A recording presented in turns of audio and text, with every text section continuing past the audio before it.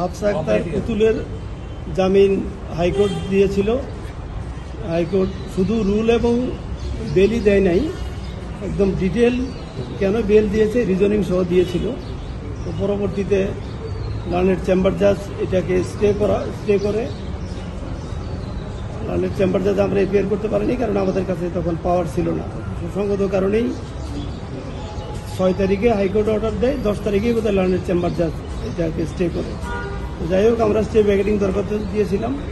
আমরা ডিটেলস বলেছি যে এটা high court with full reasoning bail দিয়েছে, কাজে হাইকোর্টের বেলটা যাতে থাকে এই জন্য আমরা প্রপার সাবমিশন রেখেছি।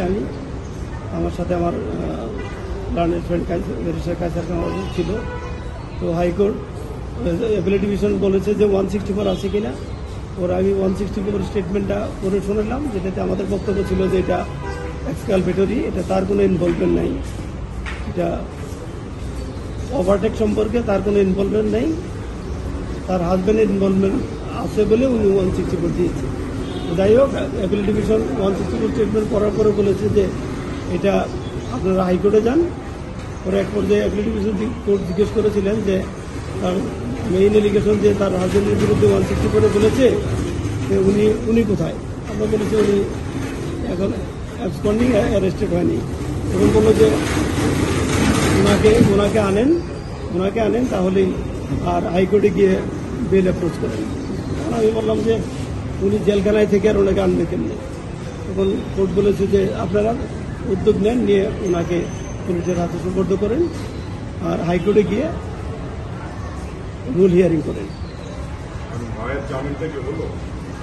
এর ফলে কি হলো? মানে এরপরে কোর্ট হাইকোর্টের চেম্বার জাজ, লার্নেড চেম্বার জাজের যে স্টে অর্ডার ছিল সেটাকে কন্টিনিউ করেছে, স্টে কন্টিনিউ হয়েছে এবং ডাইরেক্ট আমাদের বলেছে যে হাইকোর্টে গিয়ে রুল হিয়ারিং করার জন্য। দেখুন, আসলে এই বিষয়ে বক্তব্য দেওয়ার নতুন কিছু নয়। আর আজকে আমরা এখানে দাঁড়িয়েছি একটা মামলা সংক্রান্ত বিষয়ে। মামলার ব্রিফ আমাদের ব্যারিস্টার বদরুদ্দোজা বাদল সাহেব সিনিয়র আইনজীবী উনি করেছেন যে কিভাবে বিচারের বাণী নিভৃতে কাটছে।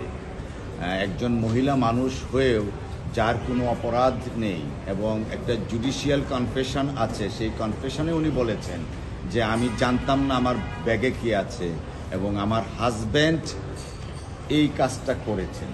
তারপরেও মহিলা হওয়া সত্ত্বেও তার জামিনটা আমরা পেলাম না। আমরা মর্মাহত, আমরা ন্যায় বিচার পাচ্ছি না। তো এই বিষয়ের মধ্যে আমরা থাকতে চাই আর কি, যে আজকে আমরা ন্যায় বিচার থেকে বঞ্চিত। ধন্যবাদ সকলকে।